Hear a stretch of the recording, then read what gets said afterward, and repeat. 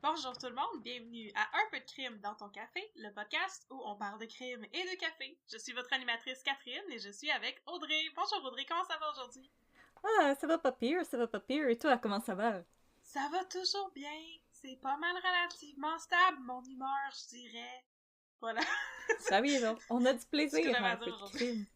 On a du plaisir, on boit du café et on discute entre amis avec vous, nos chers auditeurs et chères auditrices. Et aujourd'hui, nous sommes accompagnés encore d'une invitée spéciale qui est venue plusieurs fois, mais qui est toujours aussi spéciale. Mégane, bonjour. Allô? Oui, je suis encore là. T'es d'accord Je suis là? encore là. Aujourd'hui, tu es là pour commenter parce que c'est Audrey qui va nous raconter un cas. Oui. Alors Audrey, tu as un cas Oui. et tu as un breuvage à nous présenter. Quel est le breuvage? Mais bien sûr. Donc, récemment, on a reçu un message d'une auditrice qui nous a dit qu'elle aimait beaucoup le podcast, mais qu'elle ne boit pas de café. Alors, elle nous a dit, moi, je bois seulement du thé, mais j'aime quand même beaucoup votre podcast. Alors, parce que nous vous écoutons, chers auditeurs et chères auditrices, et parce que l'auditrice s'appelait Audrey et moi aussi, alors c'est comme la communauté des Audrey, Ouais. il faut qu'on se soutienne. Et pour l'amour de la caféine sous toutes ses formes, j'ai décidé de vous recommander un thé. Même si moi, j'en bois pas beaucoup du thé, je suis vraiment plus café, mais ça, c'est un thé que j'affectionne beaucoup. C'est un thé qui vient du Camellia sinensis, à proximité de l'UQAM, donc en plus, ça me fait penser à où est-ce que je me tenais entre mes cours et je m'ennuie donc d'aller chiller au Camellia sinensis. Alors, le thé que je vous recommande, c'est le thé Assam Banaspati. Non pas Bananaspati comme je l'appelle tout le temps. Banana splitty. Donc, c'est le thé Assam Banaspati qui vient de l'Inde. C'est un thé noir. La description sur le site du Camellia sinensis le décrit comme ayant beaucoup de corps et dont les arômes nous rappellent le tabac, le malt et les prunes. Oh oh! Oui, c'est un excellent thé dont le goût me rappelle un peu le beurre, la crème. C'est vraiment très rond en bouche. C'est un excellent thé que je vous servirai un jour, Catherine et Mégane, quand on va pouvoir être autour d'une table ensemble. Et je trouve que c'est un excellent thé à boire le matin ou avec un dessert, donc un dessert très sucré. Je trouve que ce thé-là vient vraiment bien balancer le sucre d'un dessert. Alors, je répète, c'est le thé Assam Banaspati de chez Camellia sinensis. C'est un excellent thé si vous êtes un fan de thé noir, par exemple Earl Grey, Irish Breakfast, etc. Ça va vraiment être... ça va être votre tasse de thé. Oh, on peut mettre un petit peu de lait dedans, c'est peut-être bon. Oui, le site Camellia sinensis dit qu'avec un nuage de lait, c'est particulièrement excellent. Moi, je prends toujours mes thés oversteeped et pas de lait, mais you do you, on vous aime. Toi, t'es une vraie, là. Moi, ça me prend le thé très faible et avec beaucoup de lait dedans. Comme j'ai appris à le boire en Angleterre. Puis les gens qui boivent du thé noir, pas de lait, je trouve que c'est trop hardcore pour moi. Je suis bien Do impressionnée. not mess with me. Je bois mon thé noir oversteeped puis pas de lait. Aïe aïe, ok, parfait. On va prendre note de ça. Alors aujourd'hui, ça va être un peu de crime dans ton thé noir. Exactement. Voilà. Formule un peu différente. Alors, de quel cas tu vas nous parler aujourd'hui, Audrey? Donc, le cas dont j'aimerais vous parler aujourd'hui, c'est un cas qui est vraiment pas très connu ici au Québec, plutôt aux États-Unis, et vous allez rapidement comprendre pourquoi. Ce cas-là, j'en ai entendu parler dans une chronique de Daniel Proulx qu'on salue pour la 800e fois en 6 épisodes. Wow! Oui. Alors, c'était dans une chronique spéciale où il faisait l'éloge des femmes gangsters. Alors, c'est quand je faisais mes recherches sur Monica Lamitraille qu'il y avait dans l'encadré sur Monica Lamitraille un plus petit encadré qui parlait de ce cas-là. Alors, le cas dont je vais vous parler, c'est le vol de Laver Redfield, qui était un millionnaire excentrique américain qui s'est fait dérober 2 millions par une jolie femme fatale qui a usé de ses charmes afin de dérober sa fortune à Monsieur Redfield. C'est un cas qui, selon moi, devrait être fait en film très, très, très, très, très bientôt. Et je l'ai intitulé « La revanche de Donalda sur Séraphin ». Nice. Oh, j'aime ça! Ok. Parce que Monsieur Redfield, c'était tout un gratteux de scène. Oh, gratteux de scène. Exactement. Et qui aimait beaucoup jouer dans les casinos de la région de Reno. Ouais. Et je vais dire Reno Oh non! pendant l'épisode, parce que je trouve que Renault, c'est vraiment laid. Ouais, Reno! Dans la ville de Reno. Reno au Nevada! Exactement. Alors, je vais mettre un peu de crime dans votre thé ou dans votre café, peu importe ce que vous buvez avec nous ce matin, cet après-midi, ce soir. Cette nuit. Cette nuit, si vous voulez nous écouter la nuit, pas de trouble. Red. Let's spend the night together, comme dirait Michael Jaguet. Michael Jaguet. Les roches qui roulent. Avant de commencer mon cas, par contre, j'aimerais faire une petite capsule. C'est qui Ayn Rand? Et c'est quoi l'objectivisme? Parce que Laverne Redfield, c'est vraiment un véritable personnage qui semble sortir d'un roman de Ayn Rand. C'est un monsieur qui ne croyait pas au gouvernement et qui croyait que son argent, c'était pour lui et personne d'autre. Alors, je vais rapidement vous faire une petite chronique sur c'est qui Ayn Rand et la philosophie de l'objectivisme, juste pour qu'on puisse comprendre un petit peu d'où il vient, ce monsieur-là, et la philosophie qui a motivé sa vie. Alors, comme je vous dis, Ayn Rand, c'était une romancière russe qui vivait aux États-Unis au début du 20e siècle. Et elle a développé une philosophie qu'on appelle l'objectivisme. L'objectivisme, c'est la croyance selon laquelle toute connaissance et valeur humaine est fondamentalement objective parce qu'elle se base sur une expérience du réel et non sur une expérience subjective. Donc, c'est fondamentalement anti-religion parce que c'est pas quelque chose qu'on peut expérimenter de façon concrète. Parce que cette philosophie se base sur l'expérience individuelle, elle prône l'égoïsme. America. Ah! America! Par ailleurs, le livre où elle développe l'objectivisme s'appelle The Virtue of Selfishness. Selon Ayn Rand. What? Yep, The Virtue of Selfishness. Greed is good, comme Greed ils is disent good. dans le film. Selon Ayn Rand, pour être libre, l'individu doit choisir son système de valeurs et non l'hériter de sa famille ou du milieu dont il provient. Chaque individu est fondamentalement responsable de ses actes, que ceux-ci soient posés pour l'avantager ou le détruire. Alors, si tu t'auto-détruis, ben c'est toi qui l'as décidé, donc l'objectivisme n'a pas de problème avec ça en tant que tel. Et pour s'accomplir, un individu doit être productif. Alors, c'est une philosophie qui, même si elle peut sembler un peu conservatrice, est très en faveur des arts parce que c'est une manière d'être productif. Et avec toute cette emphase sur la liberté individuelle, sur le plan politique, on croit en une réduction considérable du rôle du gouvernement. Ah! Donc pour Ayn Rand, le gouvernement est juste là pour maintenir les lois en place parce que quand tu commets un crime contre quelqu'un d'autre, tu limites sa liberté. Ah! Ok, fait que toutes les lois doivent être créées en fonction de permettre la liberté individuelle. Exactement. Mais là, moi, parce que j'aime obstiner les gens, Oui, moi aussi j'aime ça. ben si je décide de commettre un crime, ben c'est ma liberté de le faire. Alors si tu m'empêches de commettre un crime, ben tu réduis ma liberté. What you gonna do about it, Ayn Rand, qui est morte? D'accord. Ah, il y a beaucoup de plot holes Oui, il y a dans cette beaucoup de- théorie. Moi, je connais pas Ayn Rand, je sais que c'est quelqu'un qui a comme vraiment une mauvaise presse, là. Mais là, justement, ce qu'elle dit jusqu'à date, c'est que les gens doivent être libres de choisir comme le système de valeurs qui leur convient, puis là, les Ouais. gens, ils sont libres de faire ce qu'ils veulent faire. Pour l'instant, ça semble pas super négatif. Non. Ok, est-ce qu'on va arriver dans les aspects plus négatifs de sa philosophie plus tard, ou il y a quelque chose que je comprends pas partout? Oui, non, c'est parce que pour elle, le gouvernement n'a absolument rien à dire sur le plan de l'économie. Ah! Parce que le gouvernement n'est pas une entreprise. Alors, ils n'ont rien à dire sur l'économie parce qu'eux, ils ne font pas d'argent. Alors, ce sera aux entreprises de régler tout ce qu'il y a à voir avec le marché. Du capitalisme sauvage. Ouais, Ah, c'est ça. ok! Les entreprises sont libres de te fuck up si ça leur Parce que tente. ils ont la Exactement. liberté de faire ça. Oui, C'est ça. et c'est parce que les gens qui dirigent ces entreprises-là, ben c'est leur liberté fondamentale de faire le plus d'argent possible et de te dire d'aller manger de la chenaille puis de débarquer de leur dos au niveau des impôts. Là, je suis moins on board Ayn Rand, là. C'est vraiment la philosophie de l'égoïsme. Ouais, ok, parfait. Parce que Ayn Rand, pour elle, c'est un non-sens d'aider les gens. Ah! Parce que c'est Ah. te donner... Quand je t'aide, commence à je te donne comprendre. mon temps et mes ressources. Ouais. Et moi, je n'atteins pas mon plein potentiel parce que je t'aide toi à atteindre ton plein potentiel en te donnant mes ressources. C'est pas efficace et performant, comme c'est Non, la performance. absolument là. pas. Ok, c'est ça. C'est pas efficace d'aider les autres. Ok. Non. Ça rentre pas dans son système de valeurs d'aider les autres comme étant quelque chose de productif D'accord. et bon. Je comprends pourquoi c'est controversé maintenant. Ça va! Ok, on est sur la même page. Au niveau des impôts, Ayn Rand croit que les impôts, ça devrait se faire sur une base volontaire. Ah ben oui. Parce que, après tout, tu bénéficies de certains services gouvernementaux, alors tu dois payer la police et tu en payes un petit peu plus si tu veux.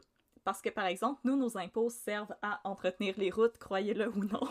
Je n'y crois pas une seconde, mais oui. Mais selon la philosophie de l'objectivisme, on n'a pas à faire ça puisque c'est les entreprises de construction qui doivent s'occuper des routes. Donc, elles se financent elles-mêmes et nous, on n'a pas à leur donner d'argent parce que c'est pas le gouvernement qui s'occupe de ça. C'est que c'est Ayn Rand qui a inventé l'histoire de sponsor un highway qui est aux États-Unis où tu peux acheter des routes, là. Ouais, c'est ça, avec les... Ben, c'est ça, donc, comme tu le disais tantôt, Catherine, là, il me semble qu'il y a certains éléments qui sont pas si pires, Ouais, parce qu'en effet, Ayn Rand, elle était fondamentalement pro-choix parce que le gouvernement n'a pas un mot à dire sur ce qu'une femme fait avec son corps. Une femme est responsable de ses actes, alors si elle veut se faire avorter, c'est son choix, Ok. et nous, on n'a absolument rien à dire là-dessus. Ok. Puis c'est anti-religieux, fait qu'il y a pas le... Jésus serait pas d'accord avec ça. Exactement. Mais, en gros, l'objectivisme, c'est la liberté d'être un maudit trou de cul égoïste. Ah, ok, parfait. Mais j'avais entendu dire qu'elle était super sexiste, mais en fait, elle est pas... Ben, c'est parce que Ayn Rand, elle trouvait que le viol, c'était quelque chose de très beau, parce que c'est un homme qui utilisait sa liberté fondamentale pour prendre quelque chose qu'il voulait, Ok? a.k.a. une femme. Mais si toi, t'es en train de te faire agresser puis tu le kicks dans les chenolles, tu le droit de faire ça? Dans sa, dans sa liberté Ben, dans à les elle? dans les romans de Ayn Rand, que je vous recommande absolument pas, ils sont Non, y a nuls. personne n'a recommencé, effectivement.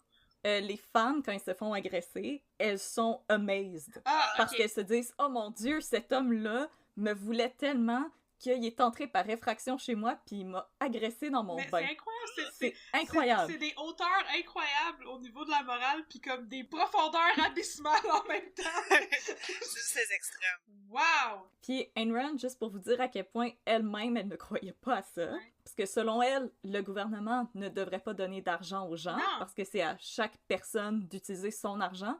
Ben ouais, ben Ayn Rand fumait 15 paquets de cigarettes par jour, donc à la fin de sa vie, elle a eu un magnifique cancer des poumons, carrément. et elle n'avait pas d'argent. Alors, c'est des programmes sociaux qui lui ont payé de la chimiothérapie. Oh my god. Elle aurait dû se laisser mourir de son cancer parce que c'est de sa faute si elle a fait ça. Les programmes sociaux Exactement. auraient dû lui dire de manger de la Elle est chenille. responsable de ses Ouais, actes. c'est ça. On a lu tes livres, là, Anne, puis mange les chenilles. Mange de la chenille, c'est notre expression, un peu de crime. Oui, mange la chenille. Et si vous avez encore des doutes Non, j'en et ai que vous plus. êtes comme « Non, Audrey, moi, je pense que ça peut marcher », Ayn Rand, c'est l'auteur préféré de Ted Cruz, Ah ouais. le sénateur du Texas, qui a décidé d'utiliser sa liberté fondamentale pour aller à Cancun pendant que ces gens mouraient dans une tempête de glace. Et le Texas, ça fonctionne pas mal comme un wet dream de Ayn Rand. Alors, l'électricité est fournie par des entreprises privées qui décident de leur prix. C'est pas comme ici où est-ce que c'est Hydro-Québec qui fournit tout le monde. Alors, tu dois choisir ta propre entreprise qui te fournit en électricité. Et ces gens-là, qui dirigent les entreprises, ont utilisé leur liberté fondamentale pour se mettre plus d'argent dans les poches et ne pas mettre de dispositifs qui allaient protéger les turbines en cas de grand froid. Non, c'était leur Alors liberté. voilà.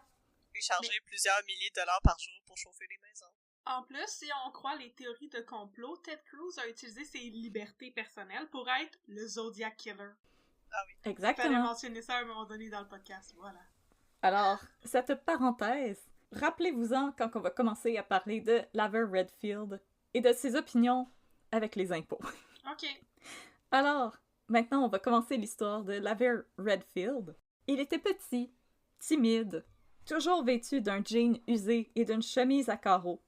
Mais il n'était pas un mauvais cosplayer de bûcheron. Laver Redfield était également un des hommes les plus riches de la ville de Reno, dans l'État du Nevada, une ville aussi connue à l'époque comme la capitale du jeu, avant que ce titre ne lui soit dérobé par Las Vegas. Et la capitale du divorce rapide?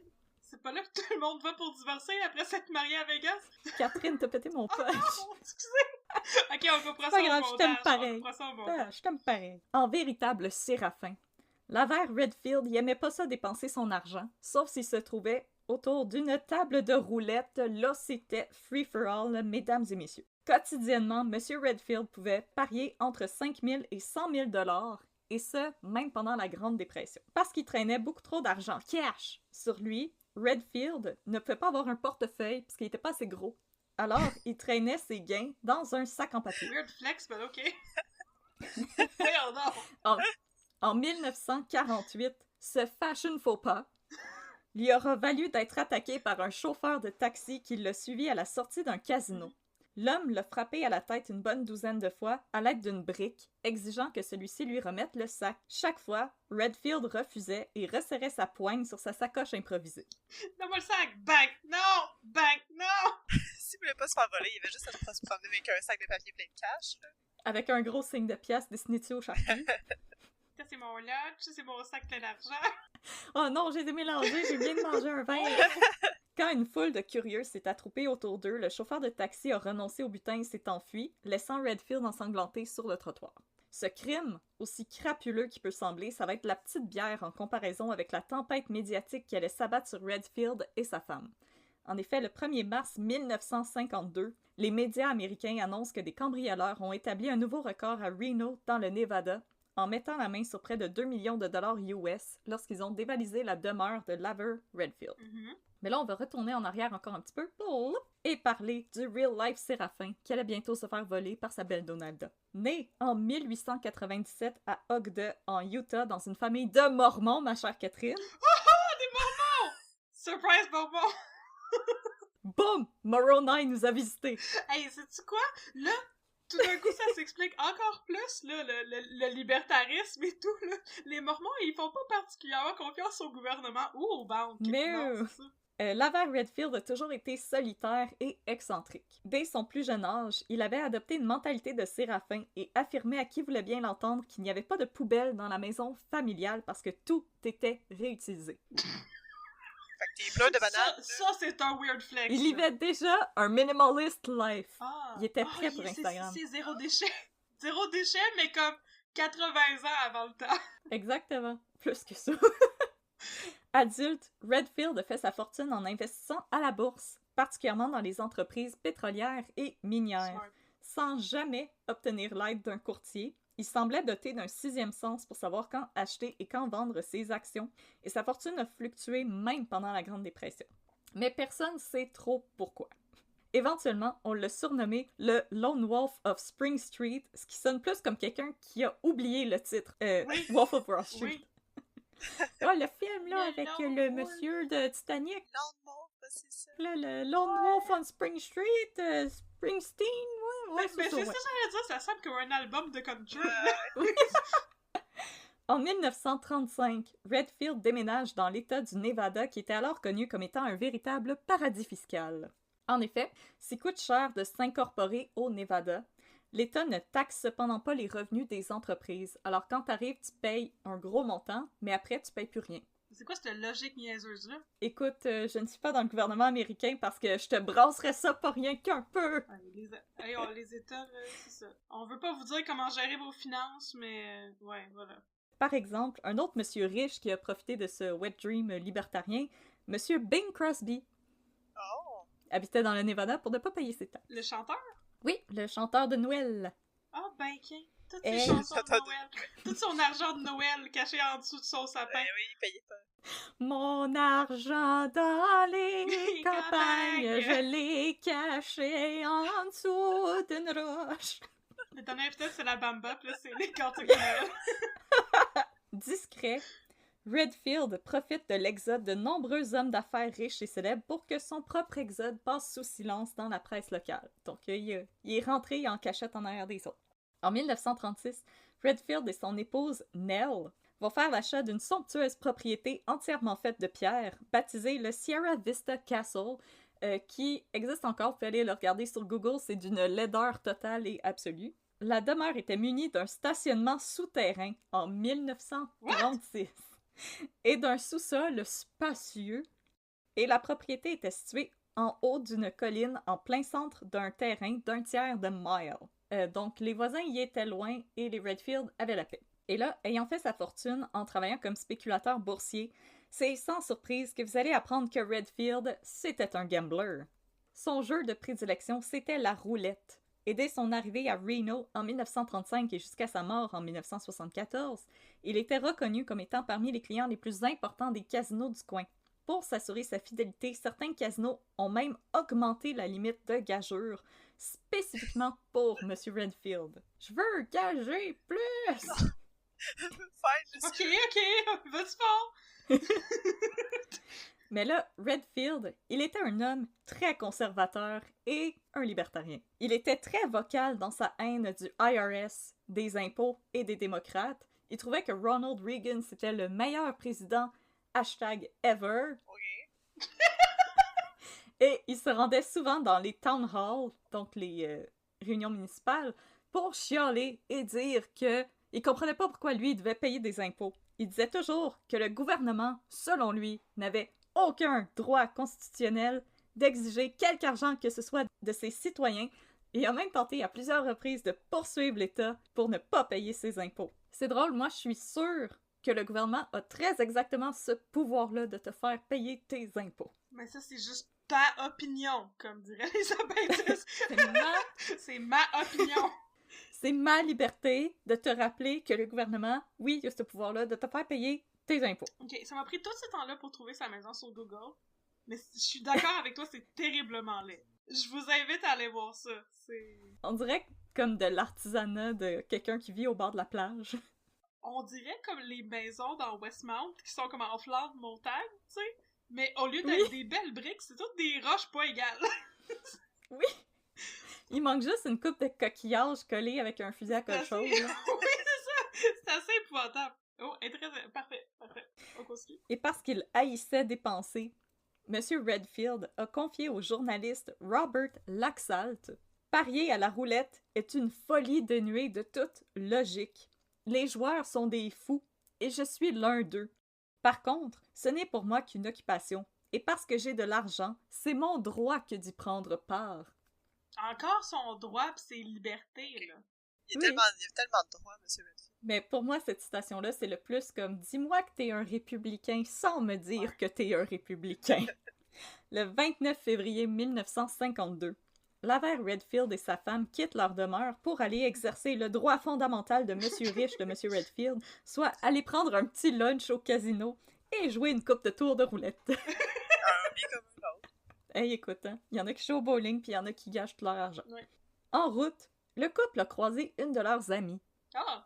Une jeune femme élégante, qui croisait régulièrement autour des tables de casino et qu'ils avaient par ailleurs invitée à souper à quelques reprises. Oh, mon Dieu, la chanceuse! Cette femme, c'était Jeanne d'Arc Michaud, une auteure, compositeur et peintre originaire de Sainte-Agathe-des-Monts. Celle-ci avait quitté la belle province pour épouser un médecin du Connecticut avec qui elle a vécu pendant quelques années. Constatant en 1949 que leur mariage était un échec, ils se sont rendus à Reno, la capitale du divorce éclair. Ah! Alors, si Jeanne d'Arc s'est rendue à Reno pour le divorce facile, elle est restée pour l'exaltation des tables de jeu et l'énergie digne du Far West qui régnait dans la ville. Son nom, c'est Jeanne d'Arc. Oui, c'est Jeanne d'Arc. C'est un beau nom, Jeanne d'Arc, j'aime ça. Oui. Son prénom? Ouais, Ouais. Jeanne d'Arc, c'est un prénom. Wow. Oui, ma grand-mère, une de ses meilleures amies s'appelait Jeanne d'Arc.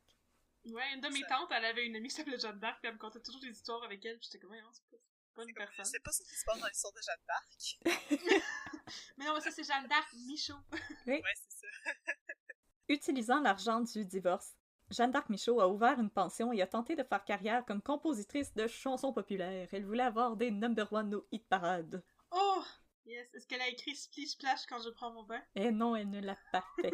Ah, malheureusement. Et maintenant, je vais vous lire un extrait d'un article sur Jeanne d'Arc Michaud, où on décrit la ville de Reno, d'une manière pas exagérée pour 5 scènes, et c'est un article de Monsieur Daniel Brou. Oh! La seule évocation du nom à l'époque fait rêver tous les désillusionnés et les exaltés du continent. Les aventuriers sur le retour qui comptent leur dernier coup de chance, les joueurs compulsifs et les racketteurs de tout acabit. Toute une humanité paumée échoue dans cet Eldorado accouru des 4 coins de l'Amérique. Mais à quelle espèce appartient donc notre compatriote? Votez dès maintenant! À ce numéro 1-800. Oui, c'est ça, appelez-nous. Écoute, Daniel Prou, il avait la plume, il y allait fort. Il y a la plume endiablée, je trouve. Il Je trouve ça est beau. très dramatique, là, Ouais. c'est le Shakespeare du crime. Oh! Alors, tandis que Laverne Redfield et son épouse piquaient un brin de jasette avec leur amie québécoise, une scène digne d'un film de la Panthère Rose se déroulait dans leur domicile pendant qu'une bande de cambrioleurs entrait par effraction afin de dérober le contenu d'un coffre-fort que M. Redfield avait dissimulé dans un garde-robe. Pendant que les Redfield jouaient à la roulette, les cambrioleurs se sont enfuis avec pas moins de 1,5 million en argent, en bijoux et en titres négociables. Aujourd'hui, on parlerait d'environ 13 millions de dollars US. Quand même. Quand même beaucoup. De retour à son domicile, Redfield a constaté les dégâts et appelé la police pour signaler le vol. Malheureusement, celui-ci, en bon libertarien pur et dur, n'a absolument pas coopéré à l'enquête et il a déclaré que, et je cite... C'est sa liberté. Non, c'est sa liberté de fermer sa gueule. Ouais, son droit de pas les aider à la police. Il a déclaré que perdre 1 ou 2 millions, ça passe encore, mais s'il avait fallu qu'il fasse du mal à mon chien, une si brave bête... Je vous rassure, le chien était correct. Ça a pas fait un John Wick, là. Non, le chien était correct. Les voleurs lui avaient lancé un gros os de jambon pour le distraire pendant qu'il se remplissait les poches. Pour vrai? Oui, Ben voyons donc. Ah, il est donc bien chanceux. comme le début du film Clou. Oui! Avec Tim Curry. Oui. Mon Dieu, il est chanceux, ce chien-là. Il est très chanceux, ce chien-là. Chassez, ce chien chanceux, ce chat. Chanceux, ce chien qui mange le jambon. En plus, les voleurs, ils n'avaient pas pensé à fouiller une autre valise démantibulée qui se trouvait dans le garde-robe et qui contenait 1 autre million en bons négociables. Yeah, I guess. Okay. Sans l'aide de Redfield, la police est seulement parvenue à trouver sur le lieu du crime un bouton de chemise et les empreintes de la paume d'une main et d'un talon. Mais pourquoi qu'il veut pas les aider? C'est Parce quoi que c'est son son problème? droit! Parce que... Ah, ok.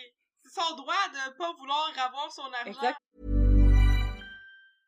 Instacart is on a mission to have you not leave the couch this basketball season. Because between the pre-game rituals and the post-game interviews, it can be difficult to find time for everything else. So let Instacart take care of your game day snacks or weekly restocks and get delivery in as fast as 30 minutes. Because we hear it's bad luck to be hungry on game day. So download the Instacart app today and enjoy $0 delivery fees on your first 3 orders. Service fees apply for 3 orders in 14 days, excludes restaurants. Il fait pas confiance à la police. Voyons donc! Mais il est bien épais!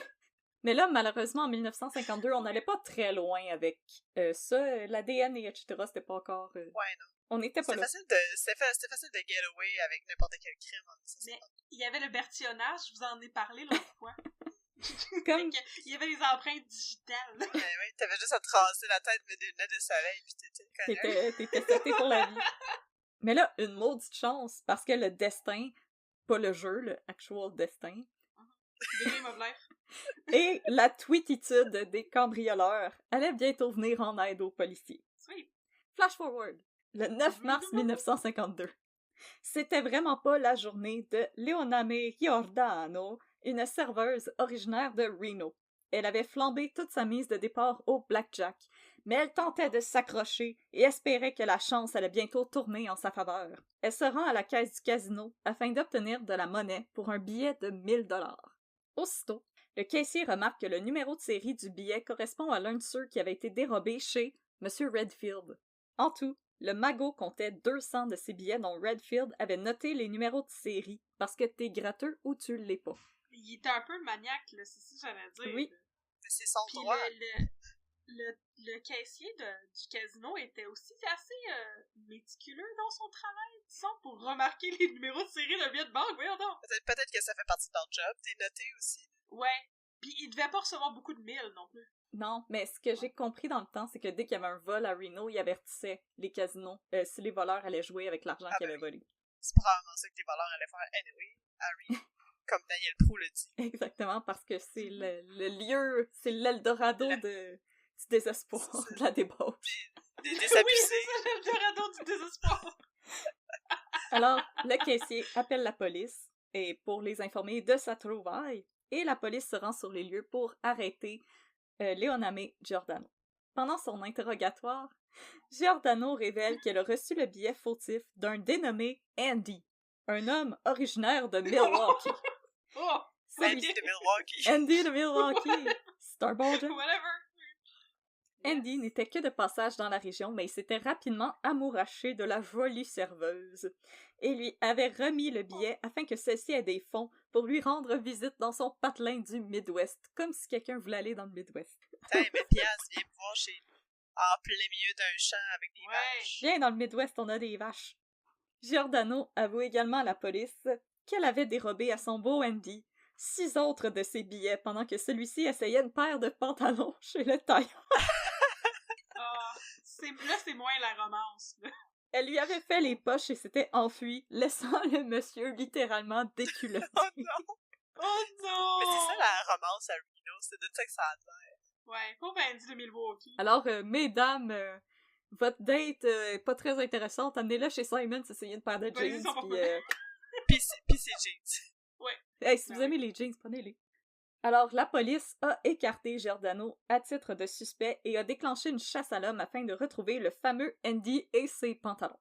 Les policiers font le tour des hôtels de la ville pour en consulter les registres.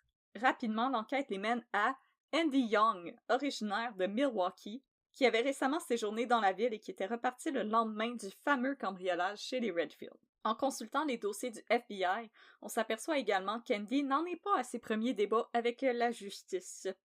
Il a déjà été condamné pour meurtre et vol dans l'Illinois, et des agents fédéraux l'avaient suivi en filature de Milwaukee à Reno parce qu'ils le soupçonnaient de faire partie d'un réseau de trafiquants de drogue. Oh non! Une chance qu'il n'a pas fait le vol pendant que les agents étaient là. C'est comme Les agents sont dans leur auto pis sont comme qu'est-ce qu'on devrait faire? Qu'est-ce qu'on devrait Ils sont faire? comme, notre job, des fois, est trop facile. Oui, aussi, oui. Mais là, encore là, on cherche un homme qui s'appelle Andy, qui vient du Milwaukee et qui est passé à Reno. Mon Dieu, mais il y a un homme qui s'appelle Andy qui vient du Milwaukee. Il me semble qu'il aurait dû donner un faux nom, je sais pas. C'est pas trop smart pour lui. C'est trop facile. Le 10 mars, le FBI procède à l'arrestation d'Andy et compagnie. Parmi cette bande de joyeux lurons, on compte 2 autres hommes originaires de Milwaukee, soit John Trilieghi et Frank Sorrenti, 35 et 37 ans, qui travaillaient comme vendeurs de savon à domicile. Apparemment, c'était un travail dans ce temps-là. T'as-tu besoin de savon? Puis là, ils ouvraient leur valise, puis elle était pleine de savon. Ah, j'espère que oui. Savon. Non, ils mettaient ça dans leur poche de manteau, là. Ils ouvrent leur manteau. Shampoing. Savon, rasoir. Petite poudre pour le lave-vaisselle. Et ils ont arrêté 2 hommes qui étaient originaires de Reno, dont Louis Gattigli, 44 ans, un ancien boxeur qui s'était recyclé comme portier, Nice. et Bento Robinson, 65 ans, un homme à tout faire qui avait déjà travaillé pour les Redfield. Il y avait un Melody inside. Voilà. Tout ce que ça prend. Une fois tout ce beau monde réuni, les agents fédéraux débutent les interrogatoires et constatent rapidement qu'une pièce semble manquer au puzzle.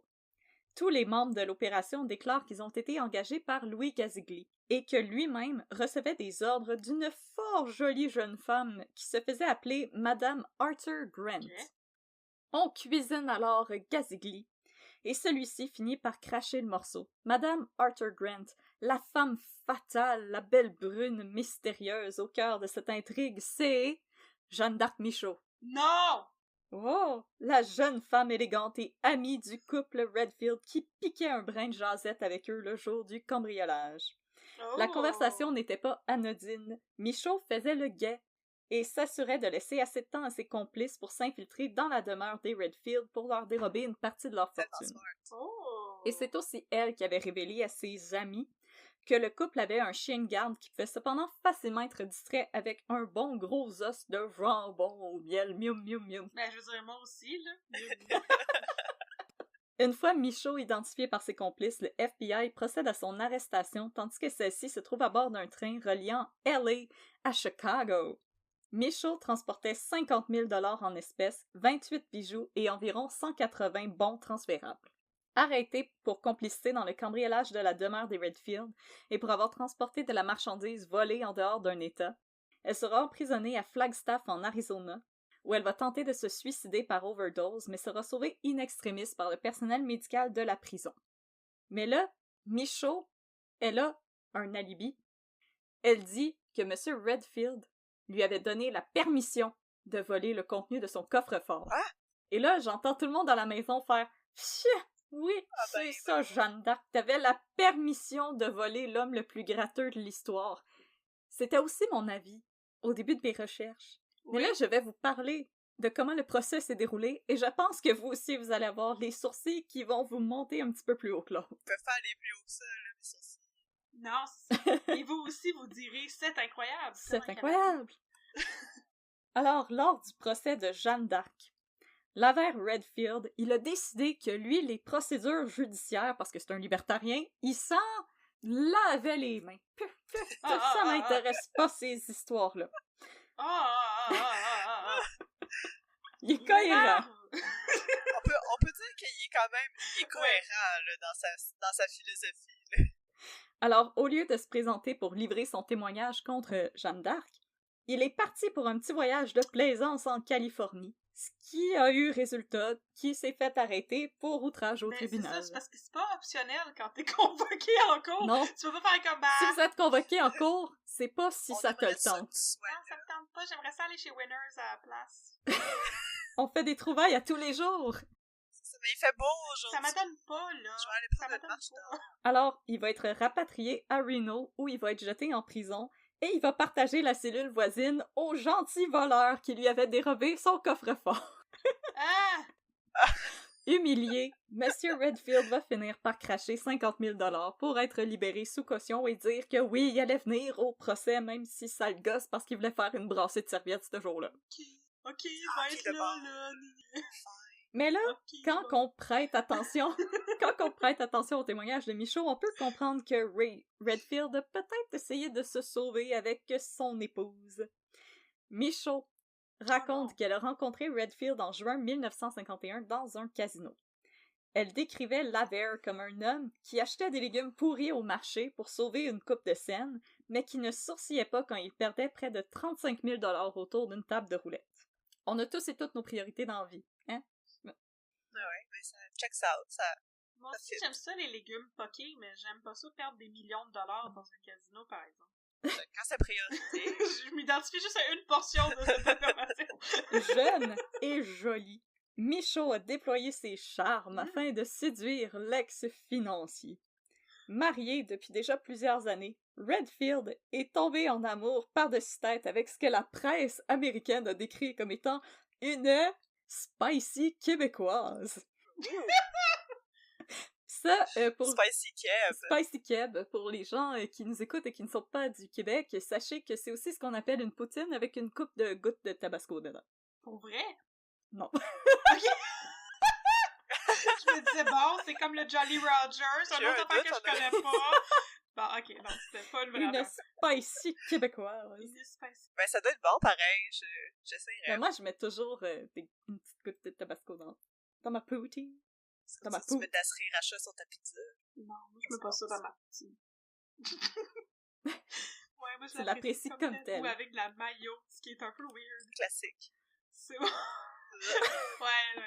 Bon, Garde-toi. Montage. Ma confession. Confession de poutine. Alors, Laverne Redfield et Jeanne d'Arc Michaud, ils auraient fait de nombreux voyages ensemble. Et Redfield aurait même éventuellement promis à la belle Jeanne d'Arc qu'un jour, il allait l'épouser. Un jour, tandis que la femme de Redfield s'était absentée, ce dernier avait invité Michaud chez lui pour jouer au Scrabble? Au Twister. Wink, wink, wink. Strip Scrabble. Redfield a alors reçu des visiteurs impromptus et s'est empressé de cacher Michaud dans le garde-robe de la chambre des maîtres. C'est là, squeezé dans le noir entre un jean plein de trous et une chemise à carreaux, que Michaud a senti quelque chose de dur et de froid. Un coffre-fort, get your head out of the gutter, you out! Une fois les visiteurs partis, Michaud a interrogé son amant au sujet du coffre-fort qu'elle venait de trouver. C'est quoi ça? C'est un beau meuble design qui vient du Danemark? C'est ça, du design scandinave? Pourquoi tu mets ta table de chevet dans ton garde-robe? Alors, Redfield aurait ouvert le coffre-fort sous le regard ébahi de Michaud et s'est littéralement mis à make it rain en lançant l'argent dans les airs et en s'exclamant « Je suis riche! C'est tout à moi! » Ça sonne pas vrai, ça! On va mettre ça sur un t-shirt. Ça sonne un peu littéraire. Je suis riche, c'est Ça tout sonne à un peu moi! littéraire. Je suis plus fort que la police et je vais jamais mourir. L'amour aussi est plus fort que la police. Michaud aurait alors proposé à Redfield de lui confier le contenu du coffre-fort afin que celle-ci soit financièrement indépendante et pour éviter le scrutin de Madame Redfield. Ah! Hésitant, Redfield a demandé à Michaud de lui laisser un moment pour y réfléchir. Il voulait dormir là-dessus, comme la nuit porte conseil. Mais là, Michaud, elle aurait dit à Redfield que celui-ci n'aurait plus le droit de l'embrasser tant et aussi longtemps qu'il refusait de lui donner le contenu du coffre. Oh, les menaces à sœur, là! C'est du chantage émotionnel. Fait que là, elle portait une cagoule. C'est ça. Non, pas de bec. Non, pas de bec. $1,000. Au moment de son procès, Michaud a affirmé que c'est après 10 minutes que Redfield est revenu sur sa décision. Il acceptait de lui remettre le contenu du coffre si celle-ci parvenait à faire passer la transaction pour un cambriolage. Oh! Devant une salle bondée où Madame Redfield elle-même était Oh! présente pendant le Oh procès, non! Michaud a déclaré « Monsieur Redfield tentait de m'embrasser, mais je lui ai dit qu'il ne m'aurait plus jamais, sauf si nous avions une entente. » Redfield a accepté et nous avons seal the deal sans papier ni crayon. Une petite poignée de main. Avec notre sang! C'est un pack de sang! Puis il paraîtrait que quand elle a dit we made a deal without pen and paper, il paraîtrait qu'elle aurait eu un petit regard. Fait qu'ils se sont donné un bec. Oh. Ils se sont donné un bec, c'est ça. Puis là, il y a une petite musique jazz qui jouait dans le fond, là. Sax. Tu sais, la petite musique dans Ouais. Twin Peaks, quand Audrey Horne rentrait dans une pièce, là. C'est ça que c'est. Wink, wink! Mais là, moi, je pense que Madame Michaud, elle a rajouté une coupe d'affaires dans son témoignage, parce que ça sonne un petit peu trop comme le début d'un roman à l'eau de rose. Michaud a ensuite expliqué à Redfield qu'elle aurait besoin de cambrioleurs expérimentés pour réussir son coup. Pas des beginners, des experts. Non, Non, pas des amateurs. Ocean Eleven. Avec le chandail rayé, là, pis la cagoule, pis tout. Inquiet, Redfield a d'abord refusé parce qu'il craignait que les cambrioleurs exigent une plus grande somme d'argent que ce qui se trouvait dans le coffre.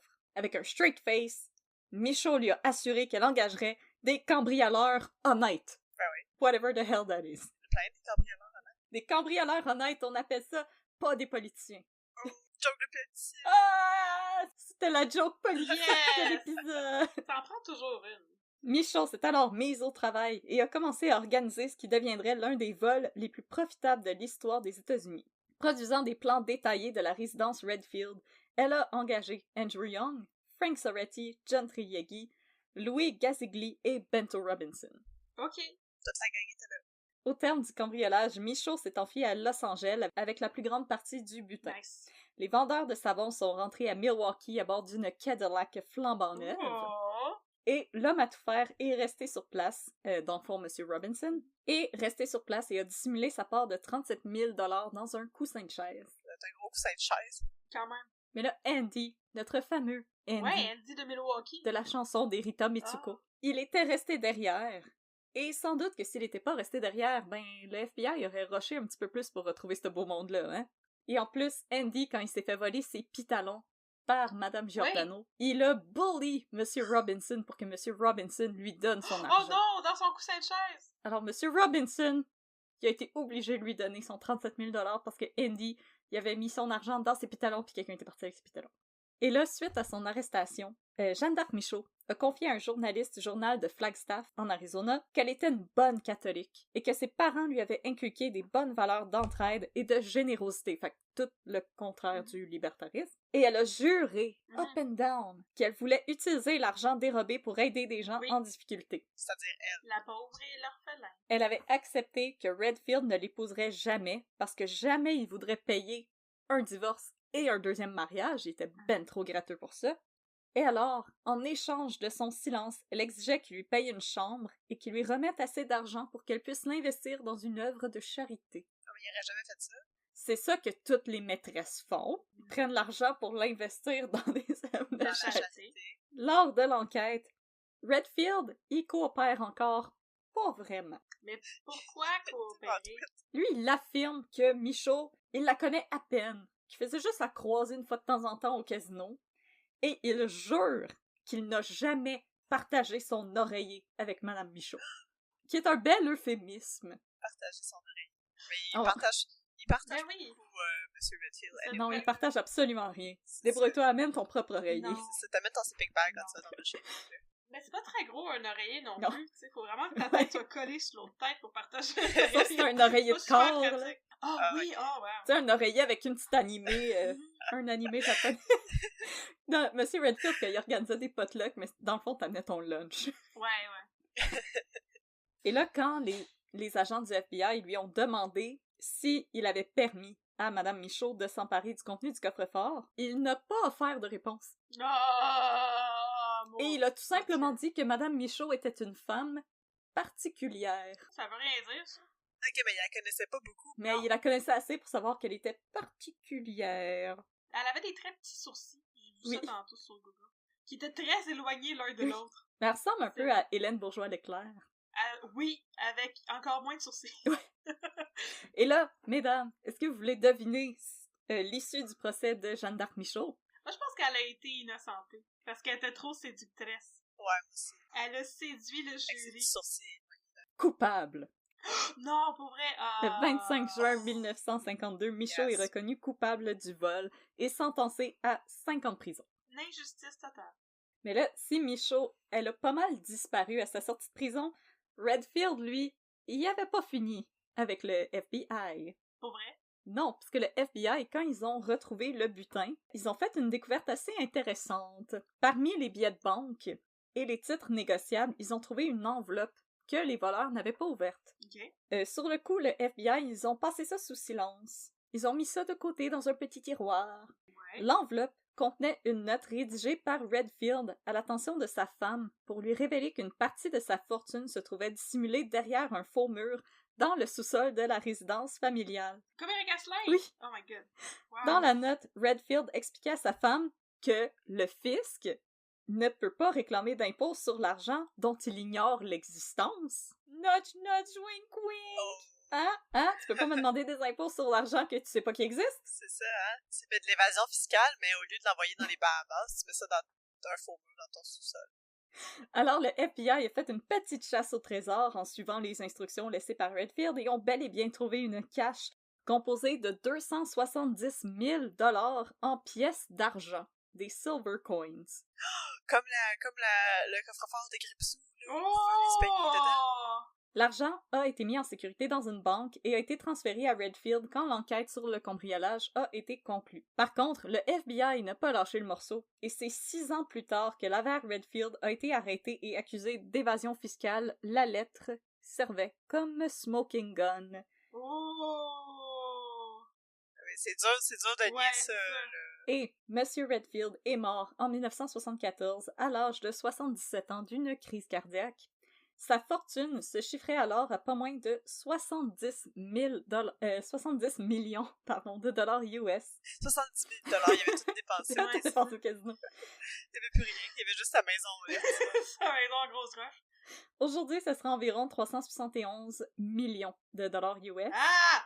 Et toujours aussi peu enclin à dépenser de l'argent, Monsieur Redfield avait rédigé son testament lui-même, sans l'aide d'un notaire ni d'un avocat, ce qui est une très mauvaise idée. Si vous voulez pas que votre argent se retrouve à l'État, vous faites affaire avec un notaire, vous ne faites pas votre testament vous-même. Et sa famille a eu bien des soucis parce qu'on a trouvé un deuxième testament qui avait été rédigé 4 ans après le premier.